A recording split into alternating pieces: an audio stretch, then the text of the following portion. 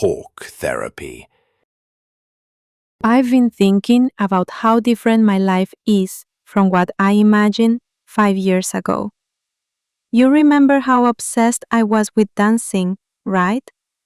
Every day was rehearsals, auditions, competitions. But now, it's like I've outgrown that dream, or maybe it outgrew me. Sometimes I feel guilty, like I gave up too easily. But maybe it wasn't the dream, it was who I thought I needed to be. Changing dreams feels like betraying your past self. Do you ever feel that way? Like your current self wouldn't recognize who you used to be? Or worse, be disappointed by who you've become? Every word you said, I felt it. I used to picture myself designing buildings in big cities. I even had blueprints drawn by hand at age 12. But now, I work with people, not paper. I help kids in community programs. It wasn't some dramatic fall, it just shifted. At first, I felt like I failed my younger self. But now I think he'd be proud I chose people over prestige. Dreams change because we change. We grow, hurt, heal, and see differently. Maybe letting go isn't weakness. Maybe it's wisdom. That's so beautifully said. Maybe it's wisdom. But still, how do you let go without feeling like you quit? Sometimes I catch myself daydreaming about the stage. Then I feel like I betrayed the girl who practiced pirouettes till midnight. She believed so hard. And now I ask myself, did I give her enough time? How do you tell the difference between evolution and abandonment? Because the world always says, don't quit. But no one teaches us when it's okay to stop. Or how to grieve a dream that no longer fits. That grief is real. And you're allowed to feel it. It's like mourning a version of yourself that never got to live. But I also think it's okay to ask, who am I now? I look back and think, the dream wasn't wrong, it just wasn't complete. It taught me discipline, structure, vision. But it didn't teach me joy. That came later, when I started helping others. We can keep pieces of old dreams and let them evolve. That dancer in you still exists. Maybe not on stage, but in spirit. She's not gone. She just learned a different rhythm. That really comforted me, Ethan. Especially the idea of a dream not being complete. I never thought of it that way. Sometimes I think our first dreams are blueprints, not buildings, and life is the renovation. We build on top of them, revise, knock down some walls, even change the foundation if needed. It doesn't mean the original plan was useless. It means we had the courage to redesign. And maybe that's the real art, changing with grace. Exactly. It's not failure. It's architecture of the soul.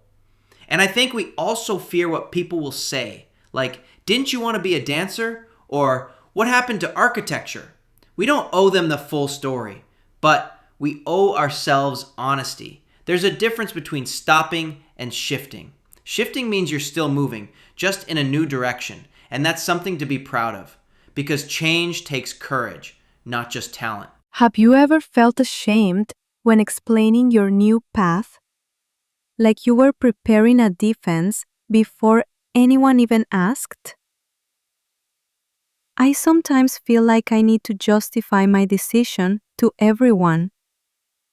But I wonder if that comes from not fully accepting it myself. Maybe we ask for external approval to validate our inner choices, and when we don't get it, we doubt ourselves again.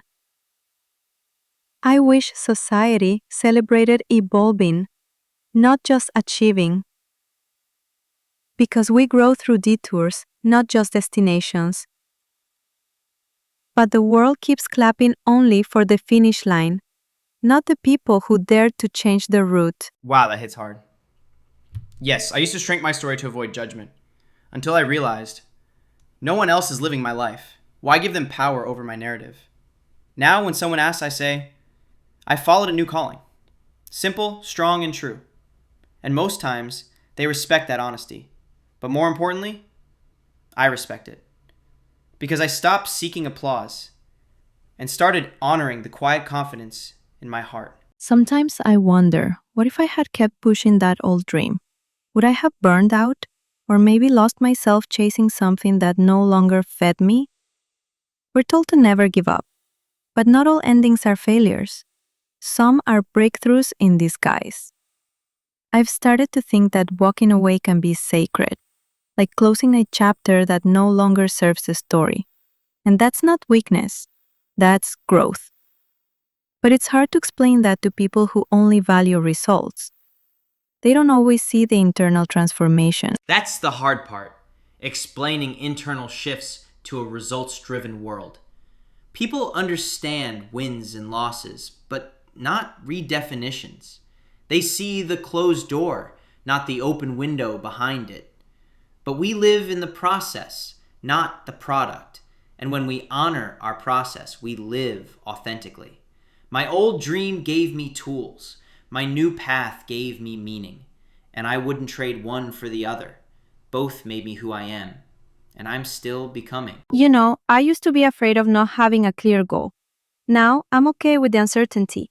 Maybe it's not about having one big dream, but many small ones. Dreams that change as we change, that adapt to new values, new seasons. It feels more honest, more flexible.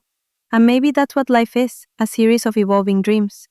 Some we chase, some we let go. And all of them teach us something, even the ones we leave behind. I love that idea. Many small dreams. We don't need to find the one dream that defines us forever. We're not static. We're fluid, adaptable, complex.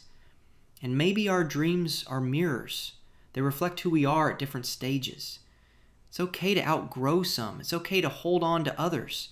What matters is that we stay true to who we are now, not who we were or who others want us to be. That's where freedom lives. You know what's strange? I thought changing my dream would make me feel lost, but it actually made me feel more grounded, like I stopped chasing someone else's idea of success and finally started asking myself what I actually want, not what looks impressive, not what's expected, just what feels right for me now. And that's such a different kind of clarity, not loud or flashy, but peaceful. Have you ever felt that too? Yeah, I know exactly what you mean. There's a quiet confidence that comes when you stop performing. When the goal stops being applause and starts being alignment. I don't wake up trying to prove anything anymore. I just want to do meaningful work and feel good about it. It's not dramatic, but it feels right. And I think that's a sign of growth. You're no longer chasing approval, you're chasing purpose. And that shift, it changes everything. I used to associate change with failure, but now I see it as part of the journey. We change because we grow, not because we gave up. Letting go doesn't always mean breaking down. Sometimes it means stepping into something new. And that new thing might not have a label yet. It might not have a clear path or recognition, but it still matters. Even if it's quiet, even if it's slow, it's still yours. That's such a beautiful reminder. Because society celebrates the loud changes, career moves, awards, big shifts, but the silent ones are just as powerful, like shifting your values or realizing your worth isn't tied to one role. Those are internal revolutions, and they shape everything you touch. I think the world needs to honor that more. Not just what we do, but who we become. That's the real dream, isn't it? Honestly, I think we need to talk about this more. Not just success stories, but shift stories. People changing their minds. People growing into something unexpected. That's real life. Not everything goes as planned, and that's okay. It doesn't make your journey less meaningful. It makes it more honest. I'd rather live a life that's real than one that's impressive. And I think more people feel this than they admit. Totally agree. We live in a world obsessed with certainty, with 5-year plans and perfect timelines. But life doesn't follow scripts, it rewrites them. And the courage to pivot is often overlooked, but it's what makes stories worth telling. The turns, the doubts, the new directions, that's where the humanity is. And that's what people connect to most. Not the outcome, the evolution. We spend so much of our youth trying to figure it out, and then we learn that figuring it out never really ends. There's always another layer, another chapter, another dream waiting around the corner. Sometimes I wish someone had told me that earlier, that changing your path doesn't mean you're lost, it means you're awake. And honestly, that's a life I want to live. A life where I stay open to change. That openness, that's the key. Not clinging so tightly to one vision that you miss what's next. I used to think success was sticking to one plan. Now I think success is being flexible enough to change it, to admit when something no longer fits, to be brave enough to evolve. I respect that more than any trophy, because it takes self-awareness and a kind of inner strength that no one else sees. But you feel it. Deep down, you feel it. Do you ever miss your old dream, Ethan? Even now, with everything you've discovered, because sometimes I still ache for it. Not because I want it back, but because it shaped me. It was such a huge part of who I was. And saying goodbye to it felt like saying goodbye to an old friend. But I know it brought me here, and for that, I'm grateful. Even if I never live it, I'll always honor it. Does that make sense? Absolutely. I miss it too sometimes. Not the dream itself, but the version of me who believed in it. That kid with big hopes and wide eyes. He's still part of me. But now he's wiser, more grounded. Dreams don't have to be lived to be meaningful. Sometimes they're bridges to something better. They guide us, even when they fade.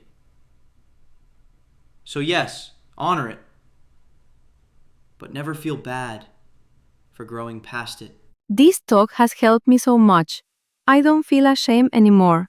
I feel lighter, like I gave myself permission to evolve.